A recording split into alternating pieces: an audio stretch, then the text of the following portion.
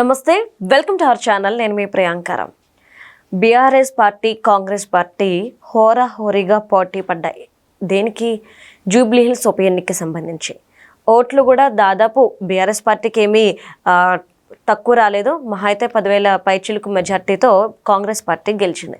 అయినప్పటికీ కూడా BRS party ఓడిపోవడానికి కారణాలు ఏంటి అని చెప్పేసి తెలుసుకుంటే చాలామంది అంటున్నారు. కార్యకర్తల దగ్గర నుండి నాయకుల వరకు, చివరాఖరికి చెల్లి వరకు కేటీఆర్ఏ అని.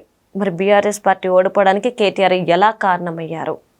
మరి ఆయన కూడా వచ్చి ప్రచారం చేసి ఈ గెలుపు చాలా ముఖ్యమని చెప్పిన వ్యక్తి ఎందుకు కారణమవుతాడు? ఈ క్వశ్చన్ అందరికీ రేజ్ అయింది. సో దీని గురించి డిస్కస్ చేద్దాం. మనతో మాట్లాడడానికి జనసేన పార్టీ రాష్ట్ర అధికార ప్రతినిధి శ్రీనివాస్ గారు ఉన్నారు. ఆయన అడిగి తెలుసుకుందాం. నమస్కారం సార్. సార్, కేటీఆర్ వల్లే ఈరోజు జూబ్లీ హిల్స్ ఉప ఎన్నికల్లో బీఆర్ఎస్ పార్టీ ఓడిపోయింది అని ప్రతి ఒక్కరూ అంటున్న మాట. ఆఖరికి చెల్లి కూడా అంది, కర్మ హిట్స్ బ్యాక్ అంది. ఆ తర్వాత కేటీఆర్ ఆస్తులు సంపాదించుకోవడంలో పెట్టిన ఇంట్రెస్ట్, నువ్వు బలమైన క్యాడర్ని, అలానే వీళ్ళని ఎవరైతే ఓటర్స్ ఉంటారో వారిని నీ వైపు తిప్పుకోవడంలో, పెంచుకోవడంలో నువ్వు ఎక్కువ ఇంట్రెస్ట్ చూపించలేదు అని కూడా అంది.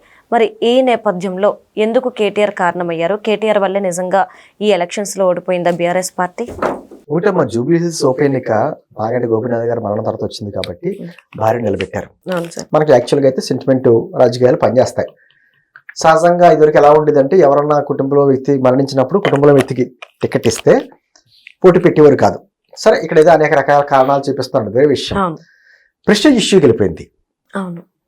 ఇలాగా బీఆర్ఎస్కి ఏమో ఇప్పుడు చావరేవో అన్నట్టుగా పరిస్థితి, వాళ్ళ పార్టీ పరిస్థితి చాలా దారుణంగా ఉన్నటువంటి పరిస్థితి. వాళ్ళకి తెలంగాణలో మిగతా జిల్లాలో ఎక్కడా సీట్లు రాకపోయినా హైదరాబాద్ సిటీలో వచ్చినాయి ఉన్న సీట్లు.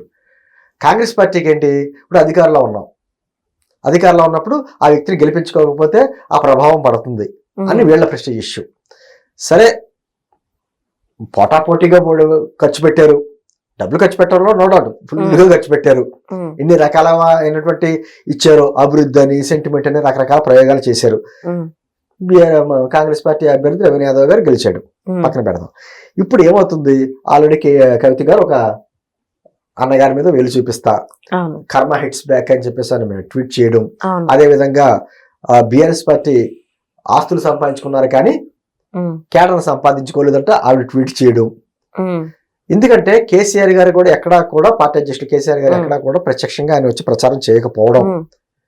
ఇవన్నీ చూసిన తర్వాత కేటీఆర్ భుజస్కంధం మీద వేసుకున్నాడు బాధ్యత అంతా, పార్టీ బాధ్యత అంతా ఆయన వేసుకున్నాడు. మరి ఈ మధ్యకాలంలో హరీష్ రావు గారు తండ్రి మరణించడం వలన ఆయన కూడా పెద్దగా ఎక్కువగా రాలా కాబట్టి కేటీఆర్ మీదే అంటే కేటీఆర్ వర్సెస్ రేవంత్ రెడ్డి అయిపోయింది ఇక్కడ పరిస్థితి. పార్టీలు కూడా చూడాల. ఈ స్థితిలో మరి జూబ్లీస్ జూబ్లీస్ అని కాదు, హైదరాబాద్ లో 2014లో రాష్ట్రం విడిపోయిన తర్వాత జరిగినప్పుడు జూబ్లీస్ కాడి నుంచి ఈ కింద అంతా కూడా అందరూ కూడా తెలుగుదేశం పార్టీ అభ్యర్థులు గెలిచిన వాళ్ళందరూ కూడా గెలిచిన తర్వాత రాష్ట్రం విడిపోయిన తర్వాత ఈ కార్యక్రమాల్లో వాళ్ళంతా కూడా పార్టీలు మారిపోయి బీఆర్ఎస్ వెళ్ళారు. అప్పట్లో టీఆర్ఎస్, బీఆర్ఎస్ వెళ్ళిపోయారు. అయితే ఎందుకు కేటీఆర్ చూపించిన, కేటీఆర్ ఎక్కడ ఫెయిల్ అయ్యాడు అనే మాట విషయంలో ఖచ్చితంగా మనందరూ ఒప్పుకోవాల్సింది ఏంటంటే, అతను అద్భుతమైన స్పీకర్, దాంట్లో నో డౌట్. అతను కానీ, అతని తండ్రి కానీ, అతని చెల్లి కానీ, ఆ మేనమామ కానీ, వీళ్ళందరూ కూడా అద్భుతమైన స్పీకర్లు. కాకపోతే ప్రతిదీ సెంటిమెంట్ రాజకీయాలు పనిచేయవు.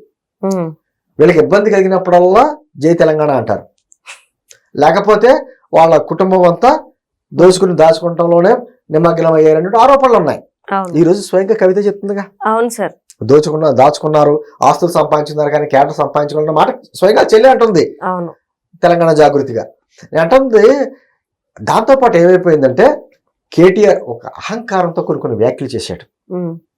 ఈ రోజున సీమాంధ్ర ఓట్లు చాలా బలమైన ఓటు బ్యాంక్ ఉంది ఇక్కడ. అవును సార్, సీమాంధ్ర అంతా కూడా ఇష్టం లేకపోయినా సరే కాంగ్రెస్ పార్టీ సపోర్ట్ చేశారు.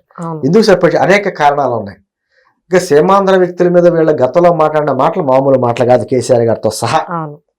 సీమాంధ్ర ప్రజలుగా ఆంధ్రప్రదేశ్ ఆంధ్రుడు వాళ్ళని దాచుకున్నారని వీళ్ళ భాష మీద, అంటే ఆహారం మీద రకరకాలైనటువంటి కామెంట్స్ చాలా కించపరిచారు. దేని గురించి?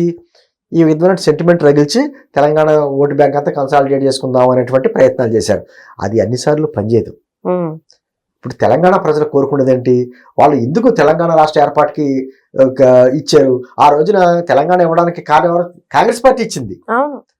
మరి అయినా కూడా పోరాటం చేసినటువంటి కేసీఆర్కి ఇది ఇచ్చారు.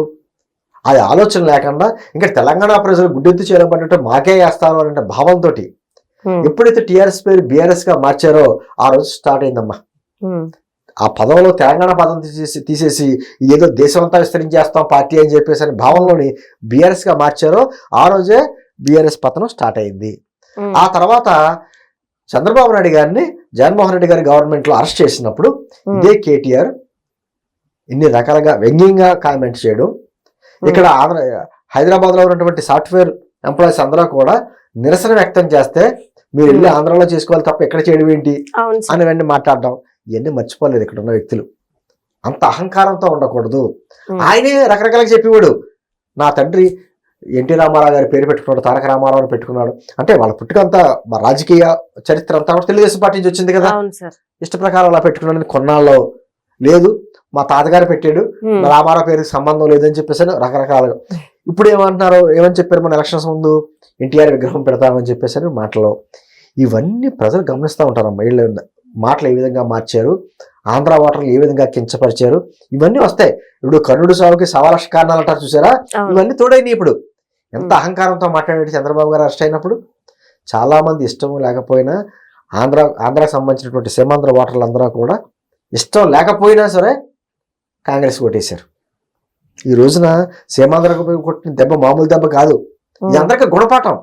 అవును సార్. అంటే అధికారంలోకి వచ్చేసాం కదా, సెంటిమెంట్ రాజకీయాలు చేసి తెలంగాణ జై తెలంగాణ అంటే తెలంగాణ ఓటర్లు అందరూ కన్సాలిడేట్ అయిపోతారు అనేటువంటి ఉద్దేశంతో చేస్తే కుదరదు. ఇది మినీ ఇండియా. హైదరాబాద్ అంటే ఒక మినీ ఇండియా. ఇక్కడ అందరూ ఉంటారు, సీమాంధ్రలో ఉంటారు, తెలంగాణలో ఉంటారు, మన తమిళనాడు ఉంటారు, కేరళ వాళ్ళు ఉన్నారు, పంజాబీలు ఉన్నారు, అందరూ ఇంకో మినీ ఇండియా. ఇక్కడ కేవలం సీమాంధ్ర వ్యతిరేక రాజకీయాలు చేసి గట్టెక్కుదామంటే కుదరదు. ఒక గుణపాఠంగా నేర్పించారు. ఈ రోజు మరి కేటీఆర్ గురించి ఆ సొంత చెల్లి మాట్లాడుతుంది కదా, మీరు దాచుకున్న తప్ప ఆస్తుల మీద పెట్టారు తప్ప కాన్సన్ట్రేషన్ కేడర్ మీద పెట్టలేదని అంటుంది కదా. మరి దానికి కేటీఆర్ గారు సమాధానం చెప్తారు? ఇవాళ కేసీఆర్ గారు కూడా ఎమ్మెల్యేగా గెలిచారు, 2 సార్లు ముఖ్యమంత్రి చేశారు ఆయన మరి ఏ రోజు మరి అసెంబ్లీకి అడుగు పెట్టడే? అది కేడర్ అంతా వెళ్తుందిలే, కేటీ గారు మిగతా అందరూ అసెంబ్లీకి వెళ్తున్నారు, కానీ ఆయన అసెంబ్లీకి అడుగు పెట్టడే? ఆయన అసెంబ్లీలోకి రమ్మని సమాధానం చెప్పాలని చెప్పేసి అనేక మార్లు రేవంత్ రెడ్డి క్వశ్చన్ చేశాడు కదా, ఎందుకు రావట్లేదు? అంటే పార్టీని ఇంకా వాళ్ళు ఏదో రకంగా భూస్థాపితం చేసుకుందాం, మాకు భవిష్యత్తు లేదని ఆలోచన వచ్చేసింది ఆ కేడర్కి, నాయకులకి. ఇప్పుడు ఖచ్చితంగా ఏమవుతుంది, కేడర్ ఆలోచిస్తుంది. కేడర్ ఉందమ్మా, వాళ్ళకి కేడర్ లేదని నేనేం అంటలా, కానీ నాయకులు తీసుకున్న తప్పుడు నిర్ణయాలు, నాయకుల్లో ఉన్నటువంటి అహంకారం, నాయకులు చేసినటువంటి కార్యక్రమాలు, గత 10 ఏళ్లుగా వాళ్ళు చేసినటువంటి దాచుకున్నటువంటి వ్యవహారాలు, హైదరాబాద్ చుట్టుపక్కల ఎవరైనా అడుగుతారు ఎటువంటి సెటిల్మెంట్లు జరిగినాయో చాలా మంది తెలుసు, ఎటువంటి పారిశ్రామికవేత్తలు ఏ విధంగా బెదిరించారో అన్నీ తెలుసు. ఇవన్నీ బయటకు వస్తాయి. అంటే మాట్లాడితే బెదిరించేవారు సీమాంధ్ర సంబంధించినటువంటి పారిశ్రామికవేత్తలు కానీ ఏమన్నా మీరు ఇక్కడ ఉంటున్నారు మర్చిపోకండి. మర్చిపోతారా?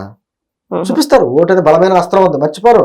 ఆ రోజున జగన్మోహన్ రెడ్డి గారికి అనుకూలంగా ఇక్కడ తలసాని శ్రీనివాస్ యాదవ్ లాంటి వ్యక్తుల్ని ఆంధ్ర పంపించి బీసీ ఓట్లని ఏదో చీల్చడానికి ప్రయత్నం చేసిన ప్రయత్నాలు మర్చిపోతారా? మన కేసీఆర్ గారు, మన జగన్మోహన్ రెడ్డి గారు కౌగులించుకుని చేసినటువంటి కార్యక్రమాలు మర్చిపోరు. ఏమని ఆంధ్రప్రదేశ్ అమరావతి డెవలప్ అవ్వకుండా ఉండాలని ఎన్ని కుట్రలు చేశారో అన్ని కుట్రలు చేశారు, అన్ని మాట్లాడారు, ఎన్ని వ్యంగ్యంగా మాట్లాడారు. అక్కడ జగన్మోహన్ రెడ్డి కాలం మనకే ఇబ్బంది లేదు, మనకు రియల్ ఎస్టేట్ బాగుంటుంది, మన డెవలప్మెంట్ ఇండస్ట్రియలిస్టులు అందరూ ఇక్కడ చూస్తారు, ఇటువంటి వ్యాఖ్యలు చేశారు. మర్చిపోతారా? సీమాంధ్ర కొట్టిన దెబ్బ మామూలు దెబ్బ కదమ్మా. అది గుణపాఠంగా చూసుకుంటారా? లేకపోతే సరే ఇది ఉప ఎన్నికలు కదా, అధికారంలో ఉన్నటువంటి పార్టీకి అనుకూలంగా ఉంటారు అనేటువంటి ఏమంటారు చాలా తేలిగ్గా తీసుకుంటారా? చూడాలి. ఏదేమైనా కూడా అహంకారం మీద కొట్టారు. కేసీఆర్ కుటుంబం అహంకారం మీద గట్టి దెబ్బ కొట్టారు. దాంతోపాటు కుటుంబంలోని వ్యక్తులు కూడా తిరగబడి చెప్తున్నారు, ఈ అహంకారంతో పేరు ఆస్తులు సంపాదించుకున్నారనే మాట వాళ్ళే చెప్తున్నారు. ఏదేమైనా ఇది రాజకీయాల్లో గుణపాఠాలు కావాలి. ఎవ్వరో శాశ్వతం కాదు. నేనే ఉంటాను, ఖచ్చితంగా నేనే ఉంటాను. జగన్మోహన్ రెడ్డి అనేవాడు 30 సంవత్సరాలు మందే ఉంటుంది అని. ఏమైపోయింది? 150 స్థానం నుంచి 11 స్థానం పరిమితం చేశారు. తెలంగాణకి నేనే దిక్కు అన్నట్టుగా మాట్లాడినటువంటి కేసీఆర్ కుటుంబం ఏమైపోయింది? ఈ రోజున వాళ్ళకి దిక్కు లేకుండా అయిపోయినటువంటి పరిస్థితి ఏర్పడింది. రాజకీయాల్లో అహంకారం ఎప్పుడు పనిచేయదు. ప్రజలు గమనిస్తూ ఉంటారు. ఎవరిని ఎప్పుడు కూర్చోబెట్టాలో, ఎవరిని ఎప్పుడు కింద దించాలో, అతపాతాలను తొక్కేయాలో చూసేది ప్రజలు. ఈ ప్రజాస్వామ్యంలో ఎవరమ్మ మెజార్ పాలకులు కాదు, ప్రజల నిర్ణయం. ఎవరిని కూర్చోబెట్టాలో, ఎవరిని కూర్చో దించాలని డిసైడ్ చేసేది వాళ్ళు. కాబట్టి అహంకారం పనిచేయకుండా ఎప్పటికైనా వాళ్ళు ఏమైనా మనసు మార్చుకుంటారా ఏంటనేది వాళ్ళ ఇష్టం. Right. Thank you so much sir.